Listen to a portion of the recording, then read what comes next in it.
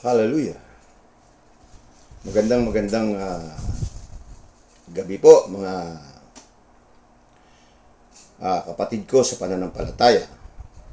O kahit na hindi ko kapatid sa pananampalataya, mga kapwa ko na patuloy po na sumusubaybay sa ganitong gawain ng pagbabahagi po ng kalooban ng Diyos.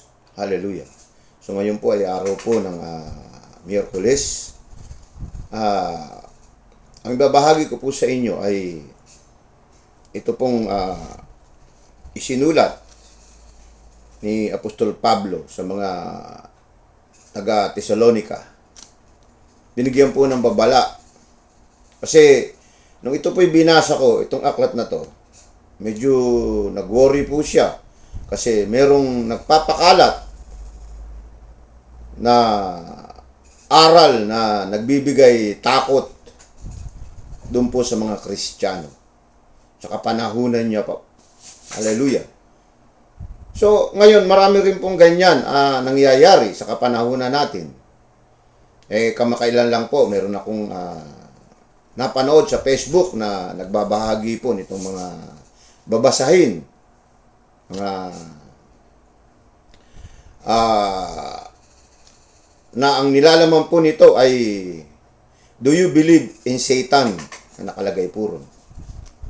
Dahil si Satan po raw ay siya po raw ang dapat nating paniwalaan dun sa nakalagay dun sa isang babasahin na mga ilang siguro mga apat na pahina itong babasahin na to. So itong mga ganitong pangyayari, kung hindi po tayo nakaalam ng katotohanan ng Diyos, tayo po ay maliligaw. Lalong-lalo na itong mga nagsisimula pa lamang na unawain ang kalooban ng Diyos. Hallelujah. Kaya ito po ay ibabahagi ko sa inyo sapagkat nabahala po itong si Apostol Pablo nung kapanahunan niyan. Alam niyo po ito, matagal na po itong nangyayari. Hindi lang po ito sa ngayon. Sa panahon pa ni Apostol Pablo, ito'y laganap na ang mga balitang dumating na raw ang Panginoon na ganun. 'Di ba siguro kung atatandaan niyo 'yan, nung 90s merong isang propeta kuno siya na kung hindi ako nagkakamali basta 90 'yun. Darating daw ang Panginoon kaya yung mga tao nagpuntahan sa bundok. Kasi ang syudad daw makasalanan. Kaya humiwalay sila. Mali pong pagkaalam po yun. Mali po. Kahit po nasaan ka, kaya nasa syudad ka, kaya nasa bundok ka, kung ikaw ay kasama sa pagliligtas ng ating Panginoong Kristo sa kanyang pagparito, kahit nasaang lugar ka, hindi na kinakailangan mapunta ka ng bundok. Hallelujah. Kung alam natin tong katotohanan. So nakikita lang, itong mga nag-aaral ng salita ng Diyos, hindi po lubos na uunawaan nila ang sinasabi ng kalooban ng ating amang Diyos sa pagdating ng panahon ng kanyang anak upang kunin ang mga taong sumunod sa kanya. Hallelujah. Darating po ang Panginoon sapagkat ito'y pangako niya. Nakikita natin yung mga iba-ibang mga palatandaan. Ang unang-una po na palatandaan na may bibigay ko lang po sa inyo, ang mga tao po ngayon, wala na pong respeto sa kapwa-tao nila. Ang pagrespeto na lang po ng kapwa-tao nila ay paimbabaw. Ano po ba ang ibig sabihin ng paimbabaw? Kasi medyo malalim po itong paimbabaw. Ito po ay parang kung sa direktahan, plastikan na lang po. Ang tunay pong nagaganap sa kapanahunan natin ngayon ay ang inirerespeto po natin ay yung pera. Pera po. Pera po ang siyang nangunguna sa kapanahunan natin ngayon. Kapag wala ka pong pera, kawawa ka. Kapag wala kang pera, para kang basahan. Pag wala kang pera, magugutom ka. Hallelujah. Ito po yung panahon natin na ang sinasamba ng tao. Kaya nga, maraming tao sa mundo ang hindi nakakatagpo ng katotohanan ng Diyos dahil sa pera. Kailangan natin ng pera, mga kapatid ko, brother and sister. Dahil pag hindi po tayo nagtrabaho at wala tayong pera, ang lahat po ng bagay dito, hindi po hinihingi, binibili po. Pero, inaalipin po sila ng pera. Nakakalimutan na po nila na mayroong Diyos na nagbigay sa iyo ng buhay at kalakasan, kaya ikay nagtatrabaho. Hallelujah. Ay nung sharing ko nga dun sa aking pamilya, yung binanggit ng ating Panginoong Kristo. Huwag kayong mag-alala sa inyong mga pangangailangan. Sa aklat ni Mateo, sinasabi po yun. Sapagkat ang lahat ng bagay ay pagkakaloob ko sa inyo, unahin nyo muna ako. Hallelujah. Mali po yung kasabihan ng matatanda. Lunasan na natin ang mga suliranin ngayon, hindi pa dumarating. Hindi po. Ang sabi po ng Biblia, ang mga suliranin pag dumating na, tsaka nyo bigyan ng kalutasan. Kasi bakit? Nabibilanggo po tayo sa mga bagay na trabaho na lang tayo ng trabaho. Ito, kaya ako nagtatrabaho dahil para to sa kinabukasan ng aking anak. Ito, kaya ako nagtatrabaho para pagka nagkasakit ang aking pamilya. Ganun po.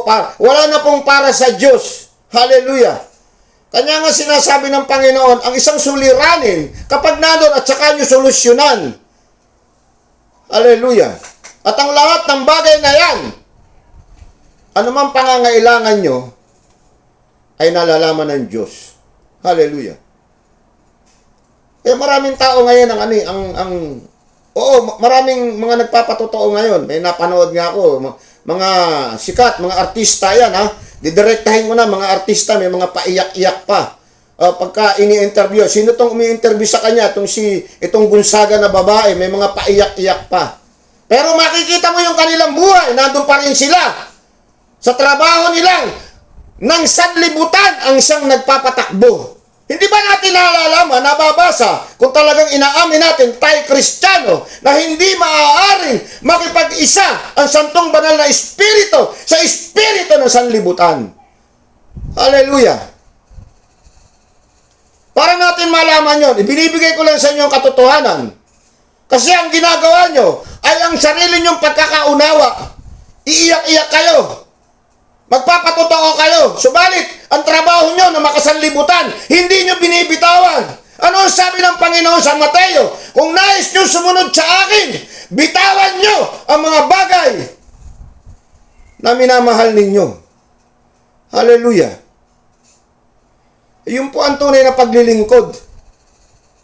Para sabihin ko po sa inyo, hindi ako umiiyak sa mga pagpapatotoo. Umiiyak lang ako pag ako'y nananalangin sa Diyos at humihingi ako ng kapatawaran. Yun ang iniiyakan ko, na ako'y patawarin ng Diyos. Pero kung ako'y haharap sa maraming tao, para lamang ako'y aarte, iiyak ako ron habang ako'y ini-interview. Hindi nyo po ako makikitaan ng ganyan. Kasi yung mga taong ganyan, although meron dyan mababa ang luha na tinatawag, ang iba naman dyan nag-iimot, may mga nakaraan na hindi nila makalimutan. Wag po tayong ganyan, sapagkat nalalaman ng Diyos ang laman ng puso natin. Kung tama ang sinasabi ng ating bibig. Lahat ng bagay na inilalabas ng ating bibig, sabi ng Biblia, ay nanggagaling ito sa ating puso. Hallelujah! Pero wala po dyan ang ibabahagi ko sa inyo. Ito lamang po ay pagpapaalala sa inyo. Excuse me. Marami pong ganyan ngayon. Meron pang isang naringgan ko. May isang nagpatotoo. Itong taong ito, kilala to.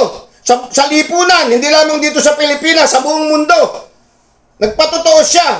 Kaya raw hindi natin makamtan ng kaligayahan. Dahil tayo raw ay, itong pera, pinagsisikapan natin. Siya raw, nahawakan niya na raw yung bilyon-bilyon na pera. Pero nasaan ka? Nagsasalita siya ng ganun. Ano ba ang ginagawa niya ngayon?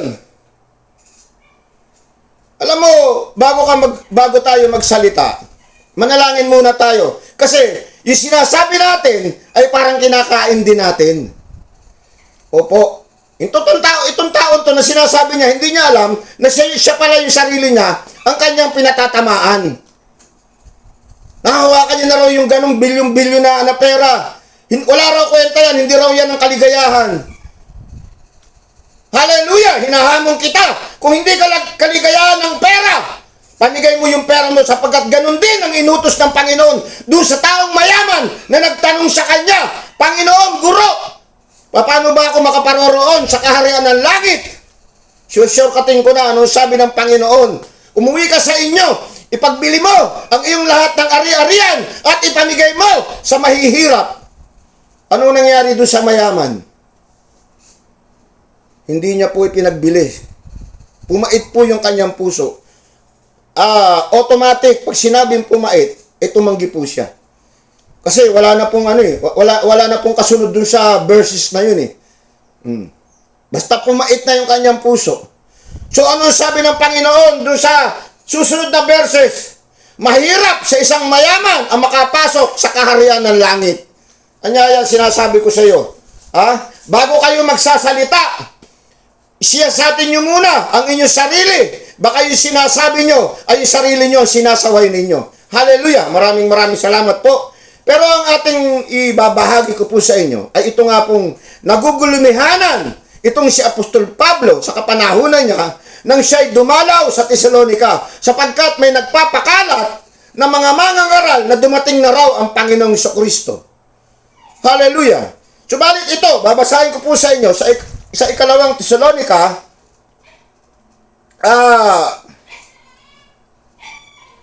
sa 2 po, talatang 1, tungkol naman sa pagparito ng ating Panginoong Jesucristo, si Apostol Pablo po itong nagbigay ng sulat sa mga taga Tesalonica. Nung panahon ito kasi nakakulong kaya sulat lang yung kanyang pinadadala. Nakakulong po siya. Nakakulong po siya ng panahon na to. So ito po ay kung di ako nagkakamali, ipinadala niya to dun sa anak niya si Timoteo. Hallelujah. Pagparito ng ating Panginoong Jesucristo at pagtitipon niya sa atin, ipinapamanik namin sa inyo mga kapatid na huwag kayo magugulat agad o mababahala sa balitang dumating na ang araw ng Panginoon. Huwag kayong maniniwala kahit sabihin nilang ito'y hula o pahayag, kaya't sulat na galing sa amin. Sa anumang paraan, huwag kayong padadaya kanino man. Ang araw ng Panginoon ay hindi darating hanggat di nagaganap ang huling paghihimagsik laban sa Diyos at paglitaw ng suwail, ang itinalaga sa walang katapusang kaparusahan. Kakalabanin niya ang lahat ng sinasamba ng tao at ipalalagay na ang banal. Itataas niya ang kanyang sarili, papasok siya sa templo ng Diyos, uupo roon at ipahayag na siya ay Diyos. Hanggang muna sa talatang 4. So ang sabi ng Apostol Pablo, ito muna yung mga pangitain. Itong pagdating, bago dumating ang ating Panginoong Jesucristo, dadating muna itong suwail. Sino ba itong suwail? Walang iba kundi ito pong si Satanas. Darating po ito. Kakalabanin niya ang lahat ng sinasamba ng tao. Ang lahat ng sinasamba ng tao, sa ngayon, kung ano man ang sinasamba mo, kay sumasamba ka sa ganon, kakalabanin niya para makita ng buong mundo na ipinapalagay na banal. Itataas niya ang kanyang sarili, papasok siya sa templo ng Diyos, uupo roon at ipapahayag na siya ay Diyos. Kakalabanin niya po ito. So ano ibig sabihin? Imomonopolize niya na siya lamang ang dapat sambahin. Tatanggalin niya ang lahat ng sinasamba. Kung babasahin po natin dito sa pahayag, itong Apocalypse o Revelation, ito ay talagang sasambahin mo siya sapagkat kung ano ang nagagawa ng Diyos nakapangyarihan, ay yung iba kaya niyang gawin. Bumubuhay na rin po siya ng patay. Binigyan niya nga po niya ng hininga. Yung dating walang hininga na larawan, binigyan niya po ito ng buhay. Nakapagpapababa siya ng apoy na buhat sa langit. Kung ang Panginoon ng kapanahonan ni Moises nagpapababa ng mga yelo o anumang mga bagay na buhat sa kalangitan, siya po nagpapababa rin sapagkat makapangyarihan po ito. Ito po yung sinasabi rito. Kaya sa panahon natin ngayon, hindi pa po ito nangyayari. Wala pa itong mga ganito. Lahat po ng tao makasasaksi po nito. Hindi po sa isang lugar lamang. Tatandaan nyo po, hindi po sa Israel lamang mangyayari ito na sila lang ang makababalita. Hindi po sa Amerika lamang. Hindi po lamang ito sa kung saan lugar lamang mangyayari. Sa buong mundo po ito. Masasaksiyan ito ng mga tao. Lalong-lalo na ang mga Kristiyano na naglilingkod sa Diyos. Hallelujah! Kaya wag po tayong maniniwala sa mga nagpapalaganap dyan na malapit na ang pagdating ng Panginoong Kristo na maghanda na kayo. Papaalala ko nga sa inyo, di ba? Noong 1990 na itong ang pumanik pa ng bundok, ipinagbili nila yung mga ari-arian nila. Nanirahan sila doon sa bundok, inaantay nila. Dumating ba ang Panginoon? Hindi po. May tamang panahon po ang pagdating ng Panginoon. Sinasabi naman niya sa kanyang ebanghelyo. Unang-una, maririnig natin ang trompeta sa 4 na sulok ng daigdig. Ito po ay tutunog. At makikita natin na ang Panginoong Kristo ay nasa mga alapaap at ang kanyang mga anghel na laksa-laksa. Pag sinabing laksa-laksa, ito hindi natin nabibilang. Hallelujah. Napakadami po nito, hindi natin mabibilang. Sapagkat ito yung magiging katulong ng ating Panginoong Kristo upang i-rapture. Upang i-rapture. Ano bang i-rapture? Upang kunin ang mga taong naglilingkod sa Kanya. Hallelujah. Yun po ang katotohanan. Kaya wag po tayong maniniwala. Wag po tayong maniniwala sa mga sabi-sabi. Ang mas mainam po, magbasa po tayo ng Biblia para hindi po tayo maligaw. Hallelujah. Katulad nga ngayon, ulit-ulitin ko, may kumakalat po ngayon na pamimigay po nitong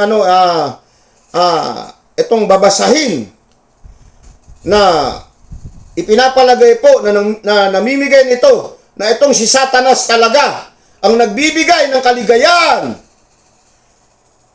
Kaya nga, tinatanong, kayo ba ay naniniwala kay Satanas? Dahil dito sa mundong ito, dito sa libutan ito, mga kapatid ko, brother and sister, sa lahat nandito na po talaga ang ang kaligayahan. Nandito po. Kapag ikaw ay may problema, uminom ka lang ng alak. So, pansamantala lang, bibigyan ka ng babae. Kapag nagugutom ka, pakakainin ka. So, lutas na ang iyong problema. Hindi po yun ang hindi po yun ang solusyon sa isang problema. Hindi po. So, ito'y instant solution lamang ito. Iba po yung ibinibigay ng Diyos na solusyon sa atin, sa mga problema natin. Tatanggalin niya yan, hindi na yan babalik. Hallelujah. Ganun po ang Diyos. Marami pong mga nagpapahayag ngayon ng salita ng Diyos. Yung mga binanggit ko kanina. Hindi po. Hindi po ganyan. Wag po natin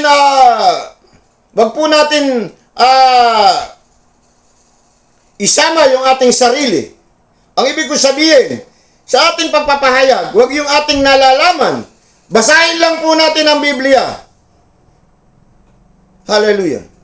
Para po maunawaan natin. Huwag natin dagdagan ng ating nalalaman. Katulad nga ng iba, ito nga mga nagpapakita ng mga pagpapatotoo na sila raw ay binago. Meron pa nga, may isa pang artista, hindi ko na lang nakakilala to, ay doon daw sa CR, nakipag-usap daw sa kanya yung espiritu. Kailan nakikipag-usap ang espiritu? Hallelujah. Hindi po nakikipag-usap ang espiritu. Ang Espiritu Santo ay gumagabay sa atin upang tayo ay maging matuwid. Hindi po ito nakikipag-usap. Hallelujah. Nakita nyo, ito yung isang malaking kasinungalingan. Ito yung na-interview rin to ni itong Gonzagang ito, na minsan napanood ko sila.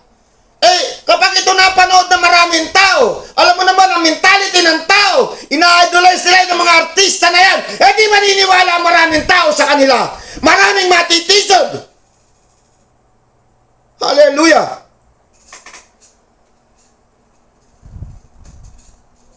Kung ditinggin lamang ng Panginoon ang aking panalangin, na nagsasalita upang ang mga tao ay iligaw sa katotohanan, dapat ngayon pa lang ay parusahan na sila.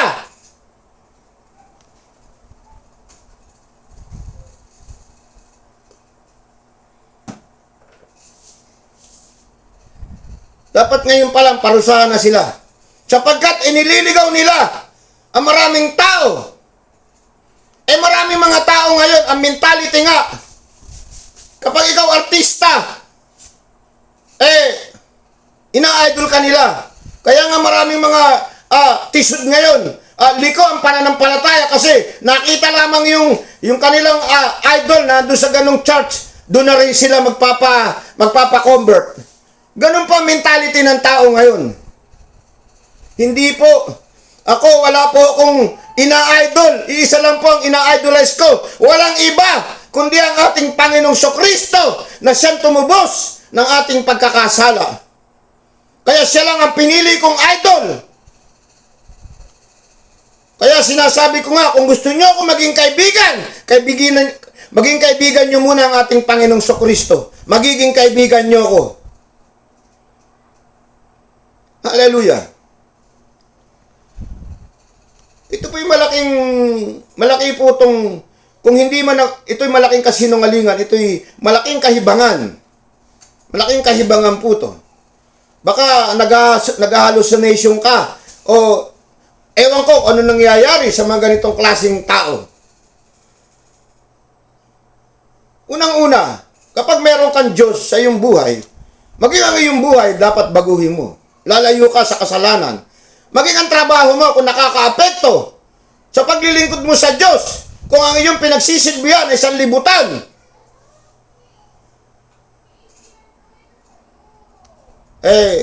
Ang iyong lahat ng sinasabi, wala pong katotohanan yan. Ako po, nabubuhay po ako sa biyaya ng Diyos para sabihin ko sa inyo. Ako po ay isang upholstery.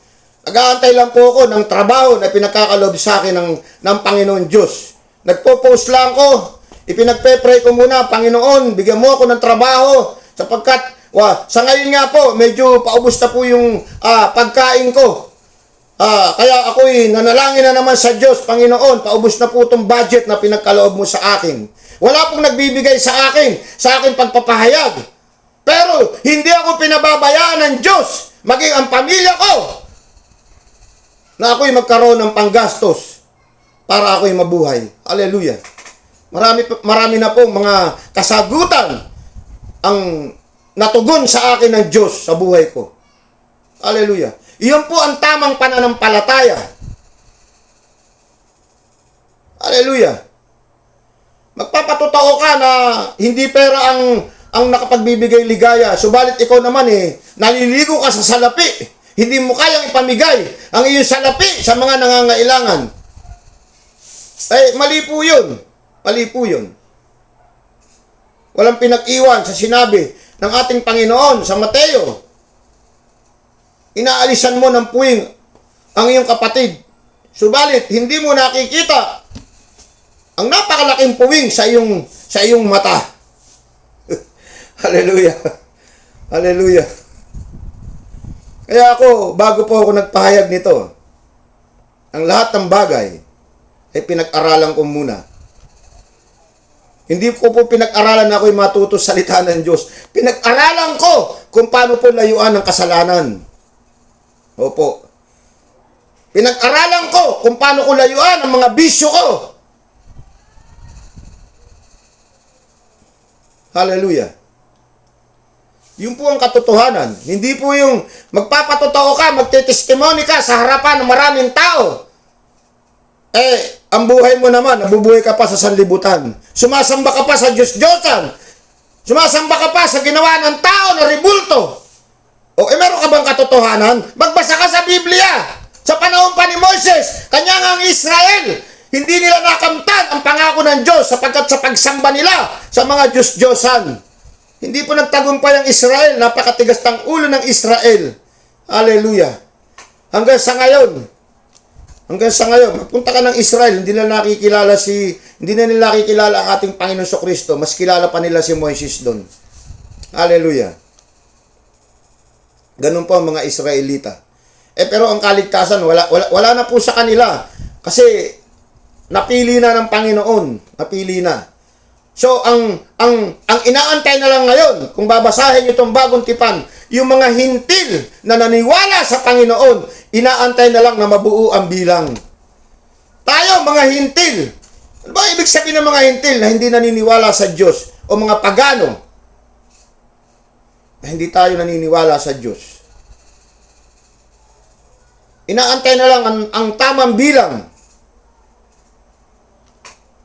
Hallelujah. Kanya, hindi po lahat magkakaroon ng kaligtasan. Opo. Bagamat, sabi nga sa John 3:16, nais nga ng Amang Diyos ang lahat ng tao. Iniibig ng Diyos ay maligtas. Ayun, marami parang hindi nakakaunawa nun. Nais lang, hindi sinabi. Iba yung nais, iba yung pagkakasalitang, lahat kayo naligtas na. Hindi po, nais lang ng Diyos. Sapagkat ang sabi ng Panginoon ay ang sabi ng Amang Diyos, ang sino mang sumasampalataya sa aking bugtong na anak, ang siya lamang maliligtas. Napakalinaw po ng sinabi ron. Hindi po yung, kaya maraming mga, alam nila, ligtas na sila. Kasi nga, ang ating Panginoon Kristo ay tinubos na ang ating kasalanan. Hindi po, nagkakamali po kayo. Ayun po ang dapat na malaman nyo. Kapag kayo ay gusto nyong maligtas, alamin nyo po, andito po ako. Handa po akong magbigay sa inyo ng pahayag o ng ebanghelyo upang malaman po natin kung ano po ang step natin. Unang-una, manampalataya po tayo. Paano ba ang pananampalataya? Sa pakikinig ng salita ng Diyos. Paano ka mananampalataya kung hindi ka makikinig? Ang sabi nga sa bagong tipan, kinakailangan mapakinggan mo muna ang ebanghelyo sapagkat narito ang buod, ang kabuuan na para ikaw ay maligtas. Hallelujah. Maraming salamat po sa inyo. So, hanggang dito na lang po tayo. Sinasabi ko nga po sa inyo, ang sabi ng Apostol Pablo, bago dumating ang ating Panginoong Kristo, kinakailangan mahayag muna itong suwail na ito. Maghahari muna siya, papasok siya sa templo ng Diyos at aariin niya na siya ang Diyos at darating ang ating Panginoong Kristo. So maraming salamat po mga kapatid ko. Patuloy po na subaybayan niyo po itong aking gawain na sa pamamagitan nito sa YouTube, sa Facebook, na sino man po ang siyang tumatangkilik nito. Asahan nyo po na ang inyong pakikinig ay nakatatagpo po kayo ng katotohanan. Hallelujah. Kung nais nyo po magkaroon ng pag-aaral ng Biblia sa inyong church, wala po akong bayad. Handa po akong mag-share ng katotohanan upang malaman nyo ang katotohanan kung paano ang tamang paglilingkod o pagpasok sa Diyos o pakikiisa sa Diyos. Hallelujah. At gayon din po, ang ating Panginoong Kristo ay nag-aalok po ng kapayapaan sa tahanan. Meron kayong mga nahihirapan po ang inyong kayong mga nanay, tatay, mga magulang, nahihirapan kayo sa inyong mga anak, sakit nyo sa ulo. Ipanalangin nyo po sa Panginoon. Iyan lang po ang solusyon.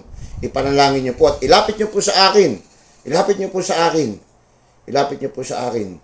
At ilalapit ko siya sa ating Panginoong Hesus. Pagbabago po siya, tandaan nyo po. Wala imposible sa Diyos. Hallelujah. Maraming salamat sa inyo. Patuloy na ako po ay nagpo-post ng sa akin po nang gagaling yun. Yung maraming salamat po, Panginoong Jesus. Maraming salamat po, Diyos Ama. Sino man po ang mga nakikiisa sa ganyan, kasama po kayo sa panalangin.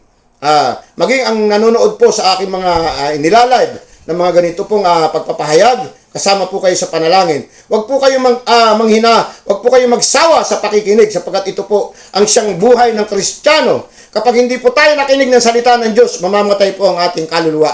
Ito po ang ating binubusog sapagkat sabi nga sa Mateo, hindi lamang sa pagkain nabubuhay ang tao, kundi bagkos sa salita na nanggagaling sa bibig ng ating Diyos. Maraming salamat po sa inyo. Ito po pala si Brother Dolpo, ang tagapagsalita o ang nagpapahayag ng salita ng Diyos.